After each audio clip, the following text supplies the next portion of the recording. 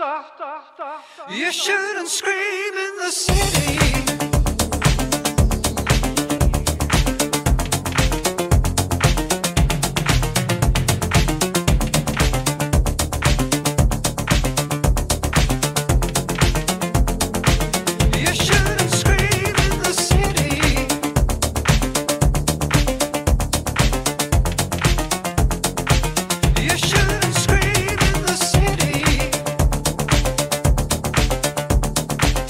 Danas se nalazimo na tvrđavi Svetog Nikole. Tu će DJ koji je došao iz Berlina napraviti jedan live DJ set. Ja sam tu pozvana kao plesačica, ja sam Maja Laurić.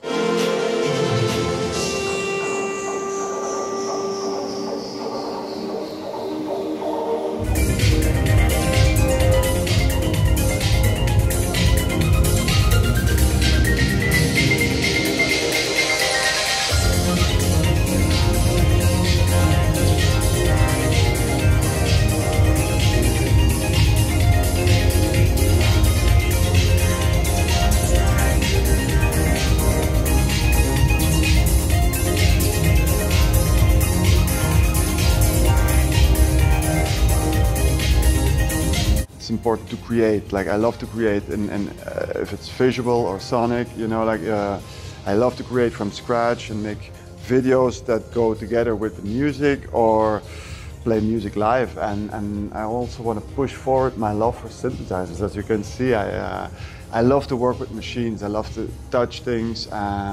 This is a big influence on my sound, I think, like the way that I create.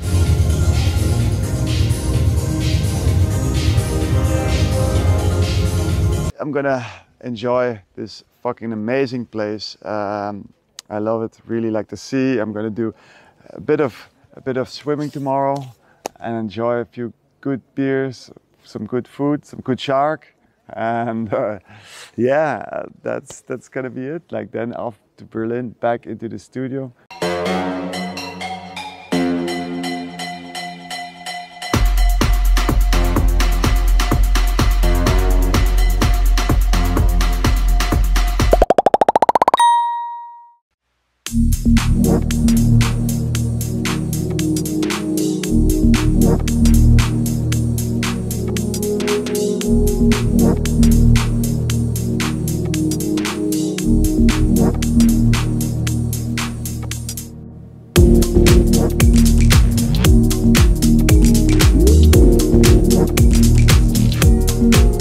Za one koji me ne znaju, Stipe Jazzy Širinić, jedan od najdugovječnijih i vjerojatno najstariji aktivni šibenski DJ.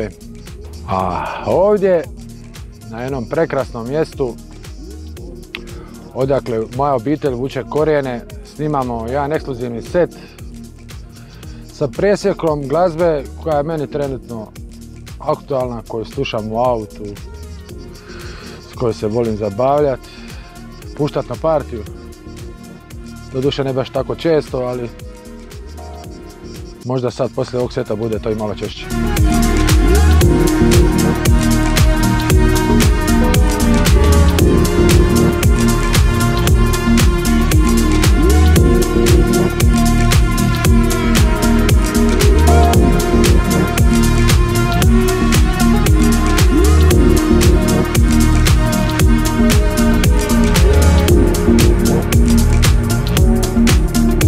Upravo te formule koje nas dovode do ozbiljne saturacije, isto kao i kad smo u koroni pronašli način kako da se predstavimo, a to je video streaming, i onda smo u tom trenutku imali previše toga da je izgubilo svaku smisao i mislim da bi trebali malo da usporimo.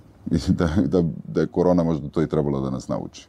Sad kad sve na neki način funkcioniše, mislim da to može drugačije da se predstavi, a u onoj količini kada rade Twitch, svi živi, kada u svakom trenutku možeš 200 DJ-eva da gledaš, mislim da onda to više nije to. I pogotovo što je DJing jedna veoma, veoma živa stvar i mislim da uopšte ne bi trebali da pokušavamo da nađemo način da je plastificiramo. Za mene je žurka i ovo sve posao sa ljudima. I više je posao sa ljudima nego posao sa muzikom. Tako da, ako izostavimo ljude, ja onda više tu ne vidim poentu. Pa mislim da je to glavna stvar.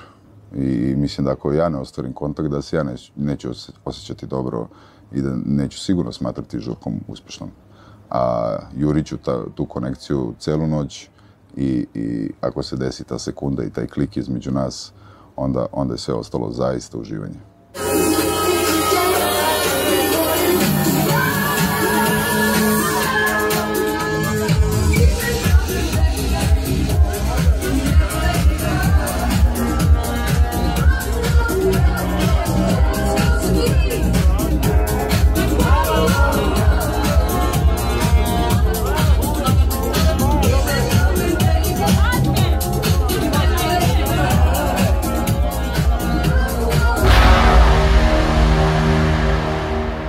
Zanimljivo mi je biti dio te priče kulturne, zato što eto, i mi smo sami pokušali nekako uključiti kulturu ovog prostora u naša vina. Jel?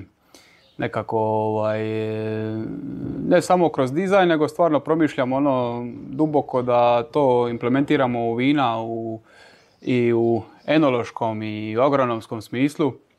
Tako da pokušamo iznjedriti te neke stvari koje odražavaju ovaj prostor i kulturu ovoga kraja. Eto, pa tu se opet smo se dosta vezali i na muziku, gdje smo i nazvali jedno vino po pismi ili pismama ovoga kraja. A i neke etikete su inspirirane sa opet pismama iz naših prostora. Zapravo smo nekako pokušali upariti sva vina, ne govorim samo o dizajnu, nego sva vina sa jednom određenom pismom. Ne?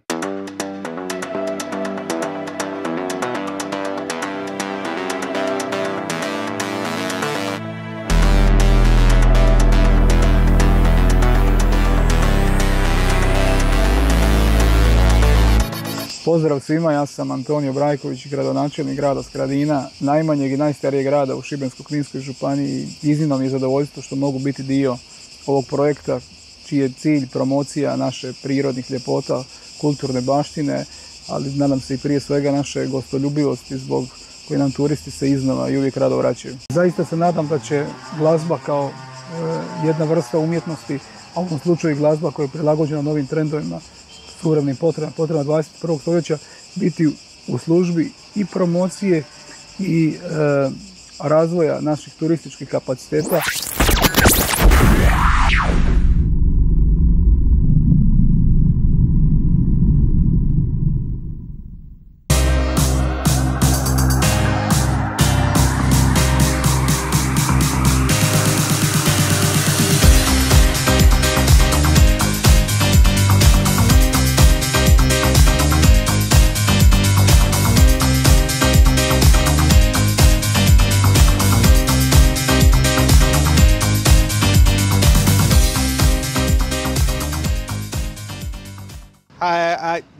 I'm Kevin Yost. I'm finally here.